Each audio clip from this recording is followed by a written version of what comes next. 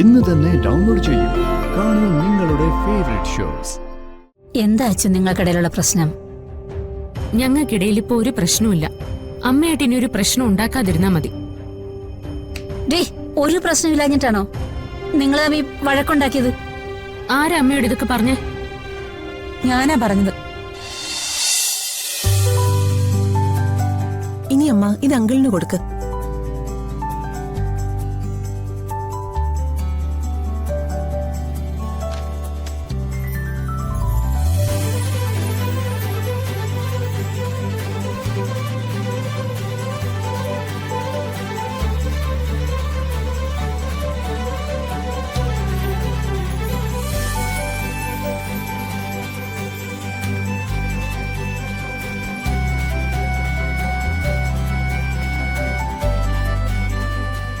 മോളെ, ഇത്രയും പണം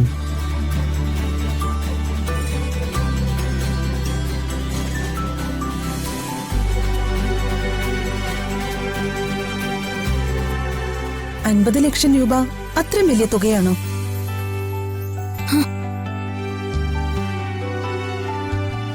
എത്രയോ കോടികൾ കൈമറിഞ്ഞു പോയ കൈകളാ അങ്കിളിന്റേത്. ആ കയ്യിൽ ഈ തുക നിസ്സാരമല്ലേ? ഈ പണം കൊണ്ട് കേസ് നടത്താം.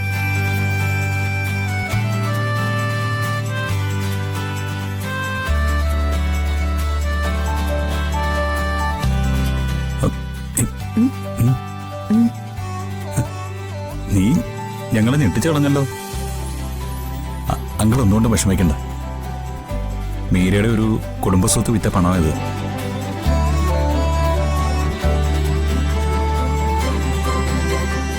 ഇന്ന് രാവിലെയാ ഇതെന്റെ അക്കൗണ്ടിൽ ക്രെഡിറ്റ് ആയത്. എന്നാലും നീ ഒരു വാക്ക് പോലെ ഈ അമ്മയോട് പറഞ്ഞില്ലല്ലോടി. നിങ്ങളോട് രണ്ടുപേരോടും പറഞ്ഞിരുന്നെങ്കിൽ ഈ സസ്പെൻസ് പോവില്ലായിരുന്നു.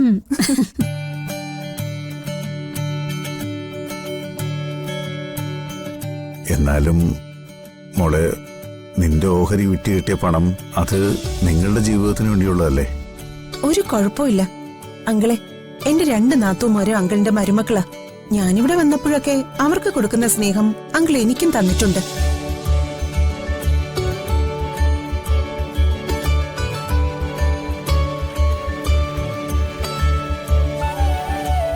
എന്റെ ഭർത്താവ് ഇത്രയും കാലം ജോലി ചെയ്തിരുന്നത് ഇവിടുത്തെ കമ്പനിയിലാ. കണക്ക് നോക്കാതെ എത്രയോ പണം തന്ന് ഞങ്ങളെ സഹായിച്ചിട്ടുണ്ട്. കമ്പനിയും വീടും ഒക്കെ തിരിച്ചു പിടിക്കേണ്ടത് ഇപ്പൊ ഞങ്ങളുടെയും കൂടി ആവശ്യം. ബാക്കി പണം ഇനിയും എന്റെ കയ്യിലുണ്ട്. ആവശ്യമുണ്ടെങ്കിൽ അതും എടുക്കാം.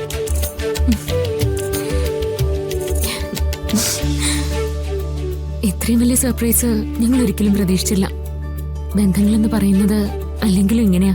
ഒരാപത്ത് വരുമ്പോ നിങ്ങളെ ഒന്ന് സഹായിക്കാതിരുന്ന ഞാൻ പിന്നെ എങ്ങനെ നിങ്ങളുടെ ഏട്ടത്തിയാവുന്നേ?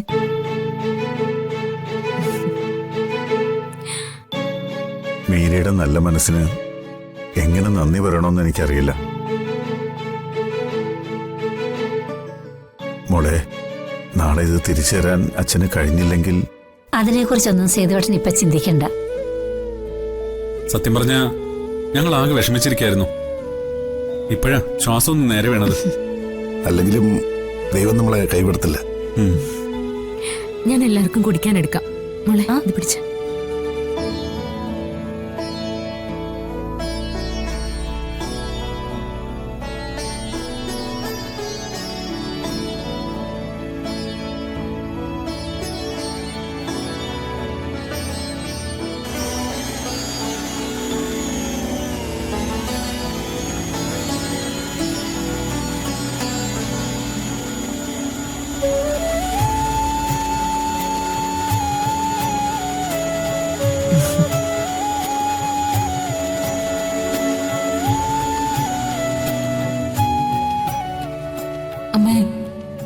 അനുപേട്ടനും എത്രയും പെട്ടെന്ന് ഇങ്ങോട്ടൊന്ന് വരണം. എന്താടി സന്ദീപ് നീയും തമ്മിൽ എന്തെങ്കിലും പ്രോബ്ലം ഉണ്ടോ? ഞങ്ങൾ തമ്മിൽ ഒരു പ്രോബ്ലം ഇല്ല. പ്രശ്നം സച്ചേട്ടനും അച്ഛച്ചേച്ചിയും തമ്മിലാ. അവര് തമ്മിൽ എന്താ പ്രശ്നം? എല്ലാ പ്രശ്നങ്ങളും പരിഹരിക്കുന്നവളല്ലേ അർച്ചന? അമ്മേ, ഇത് അങ്ങനെയൊന്നും അല്ല അമ്മേ. കുഞ്ഞിനെ കൊണ്ട് ഹോസ്പിറ്റലിൽ പോയിട്ട് വന്നത് മുതൽ അവർക്കിടയിൽ കാര്യമായിട്ട് എന്തോ പ്രശ്നമുണ്ട്. അവർ തമ്മിൽ സ്വരച്ചേർച്ചയിലല്ല. ഇവിടെ വലിയ വഴക്കുണ്ടായി.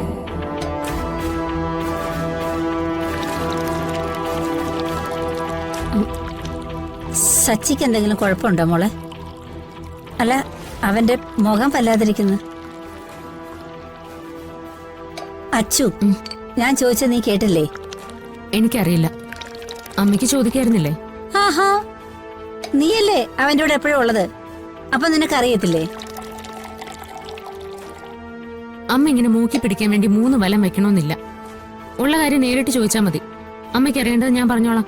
ആ, എന്നാ പിന്നെ ഞാൻ നേരെ തന്നെ ചോദിക്കാം. അത്രയും സമയം ആ ഹാളിൽ നിന്നിട്ട് നീയും സച്ചിയും തമ്മിൽ മുഖത്തോട് മുഖം നോക്കുന്നത് ഞാൻ കണ്ടില്ല. നിങ്ങളുടെ രണ്ടുപേരുടെ മുഖത്ത് ഒരു സന്തോഷവും ഇല്ലായിരുന്നു. വക്കീലിന്റെ അടുത്ത് സച്ചിയുടെ കൂടെ പോകുന്ന കാര്യം പറഞ്ഞപ്പം നീ ആദ്യം തൊഴിഞ്ഞു മാറുകയും ചെയ്തു. നീ ചെയ്ത പോലെ തന്നെ സച്ചിയും ചെയ്തു.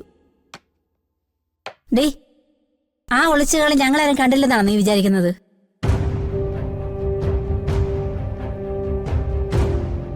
എന്താ അച്ചു നിങ്ങൾക്കിടയിലുള്ള പ്രശ്നം? ഞങ്ങൾക്കിടയിൽ ഇപ്പൊ ഒരു പ്രശ്നവുമില്ല. അമ്മയായിട്ട് ഇനി ഒരു പ്രശ്നം ഉണ്ടാക്കാതിരുന്നാ മതി. ഡേ, ഒരു പ്രശ്നമില്ലാഞ്ഞിട്ടാണോ നിങ്ങൾ തമ്മിൽ വഴക്കുണ്ടാക്കിയത്? ആരാ അമ്മയോട് ഇതൊക്കെ പറഞ്ഞേ? ഞാനാ പറഞ്ഞത്.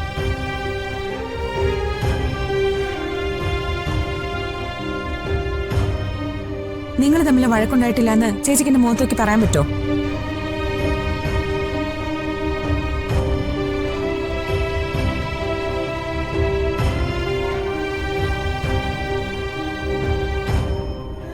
പിന്നെന്തിനാ സച്ചേട്ടൻ എന്നാ ഹോളിൽ പോയി കിടന്നുറങ്ങിയത്?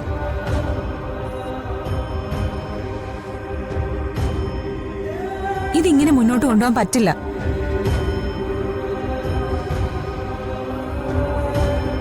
അതുകൊണ്ട് തന്നെയാ ഞാൻ അമ്മയെ വിളിച്ചു വരുത്തിയത്. ഞാൻ ഈ ജ്യൂസ് കൊണ്ടു കൊടുക്കട്ടെ. നിക്കേ, ആദി, നീ ഇത് അവർക്ക് കൊണ്ട് കൊടുക്ക്. ബാക്കിയുള്ള ഞാൻ കൊണ്ടുവരാം.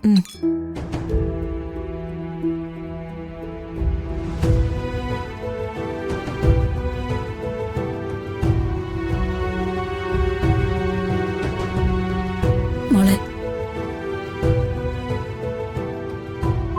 നിങ്ങളെ 2 പെൺമക്കളെയും പ്രസവിച്ചത് ഞാനാ. നിങ്ങളുടെ ഉള്ളിലെ വേദന അമ്മയ്ക്കല്ലാതെ പിന്നെ വേറെ ആർക്കും അറിയാൻ പറ്റുക? ദേ നോക്ക്, ഈ പ്രശ്നങ്ങളില്ലാത്ത ഭാര്യ ഭർത്താക്കന്മാരായി ഈ ലോകത്ത് ആരും ഉണ്ടാവില്ല മോളെ. ഞങ്ങൾക്കൊരു പ്രശ്നമില്ലാന്ന് ഏതെങ്കിലും ഒരു ഭാര്യയോ ഭർത്താവോ പറഞ്ഞാൽ അത് 100% കള്ളത്തരവാ. അമ്മയ്ക്കൊരു കാര്യം മാത്രമേ പറയാനുള്ളൂ.